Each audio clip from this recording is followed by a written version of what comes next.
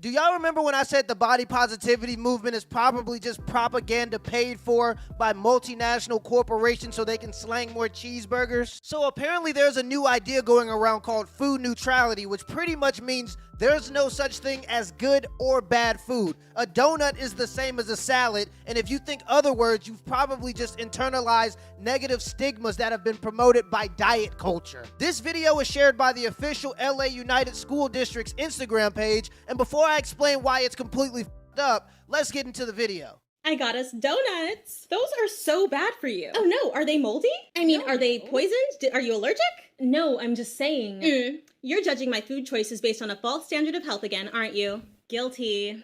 Diet culture, fat phobia, and systems of oppression have created false hierarchies of food, and it shows up everywhere. For instance, harmful thought patterns like earning food through exercising, or that dessert is the reward for the punishment of eating vegetables. Remember that you do not need to earn food. We are all incorrectly taught from a young age that our size, and therefore the foods that we eat, are markers of our self-worth. Moralizing food can lead to harmful relationships with food and disordered eating. Instead of focusing on good and bad choices, try to approach food with neutrality in mind. The only foods that are bad for you are foods that contain allergens, poisons, and contaminants, or food that is spoiled or is otherwise inedible. Eat without guilt, regardless of what society says. Every single day, it is proven to me better than the day before that we are living in a clown world. They are basically promoting the idea that eating a banana is the same as eating banana bread. The only reason why you go into a food coma after eating at an all-you-can-eat buffet isn't because you just spiked your insulin levels, it's because your body has internalized a social construct. Eat without guilt, regardless of what society says.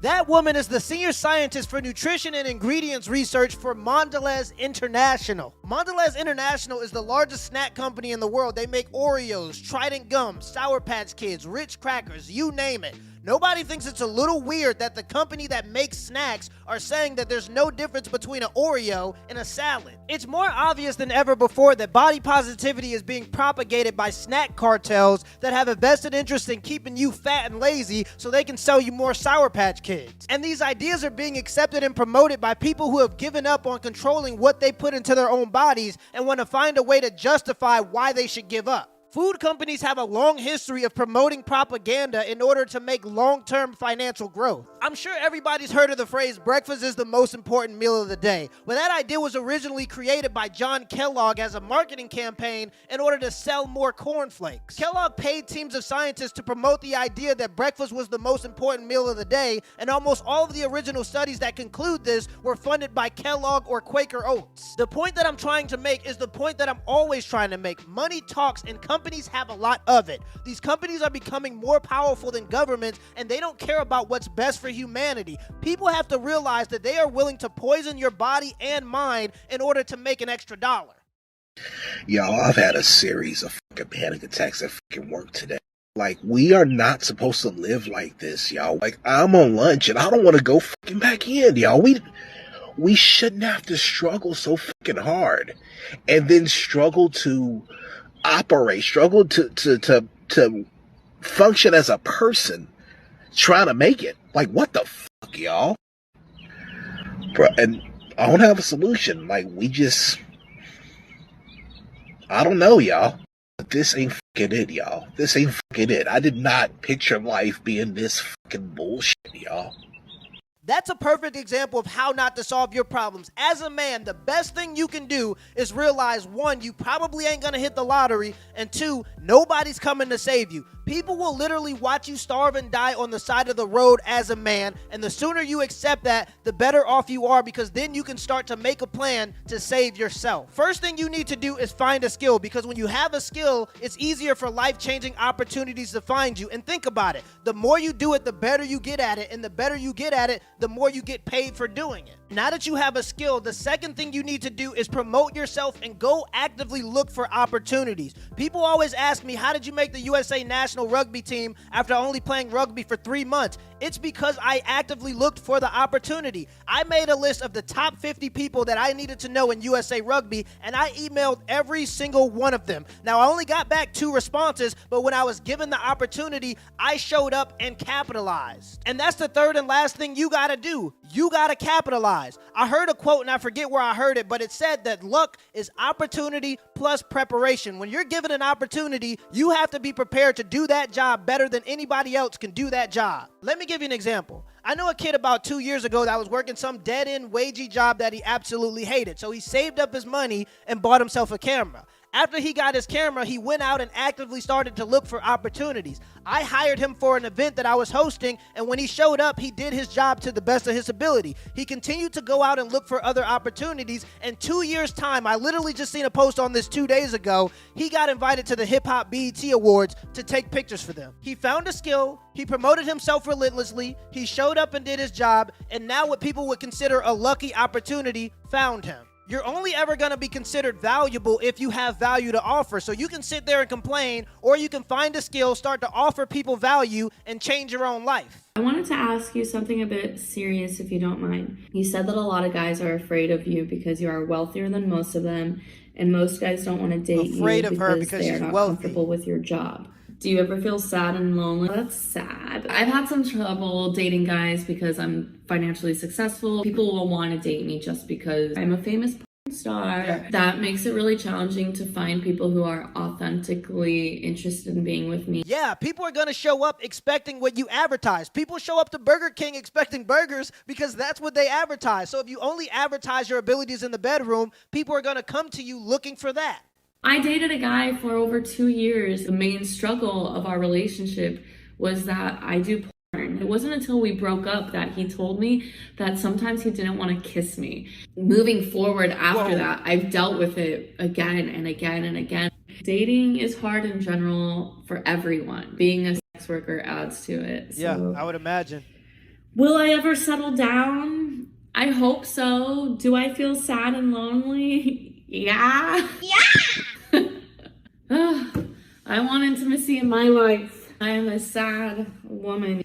These questions are making me sad because they're making me think of the person that I want to be intimate with, who I'm not able to be with.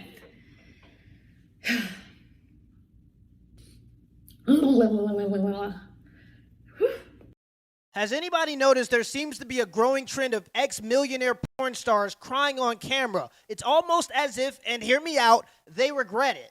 Emotions, damn you, emotions. I'm thinking about getting into the industry, and I wasn't sure how my family was going to take it. I was wondering how your family handled you entering the adult industry. Yeah. That is always a hard one because, one, everyone's family is different. I don't think they were very supportive. People's families handle it very negatively. Almost all of my friends' parents were not very supportive. No shit. Even still to this day are not supportive. Parents kind of just slowly changed their mind. This is your life. So, like, you should do the things that you want to do. With me personally, I talked to my dad and he struggles with my job being in the industry. He's also religious. Recently, I wanted to go visit him and he said that I can't go visit because his wife, my stepmom, doesn't want me there. Wow. I'm not allowed to go visit my dad anymore because my stepmom doesn't like that I do porn. But then he told me that when I was like, can we like go get coffee and like we could go like get breakfast, and he's like, I don't want to be seen in public with you. Wow. And that just hurt so bad, and it sucks. I lost my family. I don't talk to like my brothers or sisters. That's what happens. They this all stuff kind of like it alienates try to take advantage of me and stuff, or your social life is gone. Like my dad don't want to be around me. My whole family, and it sucks. So a lot of times when people ask me if they should do porn, I tell them no. Thank you. I tell them that it makes life really hard. It makes dating really hard. It makes your family life really hard. It makes intimacy hard. You're putting yourself out there and the world is now judging you. You have to be okay with being shamed every day of your life. I don't even want to have children because I do porn, because I'm worried of the way that people will treat my child. The fact that these are things that I think about because people are so fucking sucks. I don't know. A lot of times I tell people you shouldn't do porn because there's just a lot of negatives that come out of it, and you have to be a really strong person to be able to be okay with it.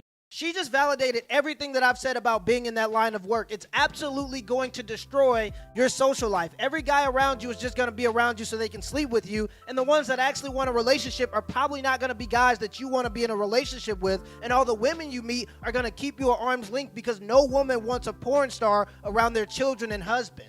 And I 100% appreciate her honesty, and I believe more women in her position should come out and tell the truth about their line of work. But just look at it from her dad's point of view. Imagine going to work every single day for decades to provide a certain lifestyle for your family so they wouldn't have to worry about being exploited. Only to come home one day and to find out your 20-year-old daughter wants to start selling herself. Even if it isn't your fault, to some degree, you're gonna feel like you're a failure. People have to realize you don't have to be a millionaire in your 20s. The average age for a millionaire is 55 years old. Life is a marathon, not a sprint. And when you choose to go into this line of work, and there are a few other lines of work like it, like dealing drugs, you're sacrificing your future potential for short-term gain. Let me know in the comments below if this video was a W or a L, and give me the HBO special. That's a Help a Brother Out special. Hit the like and the subscribe button for more content. Till next time.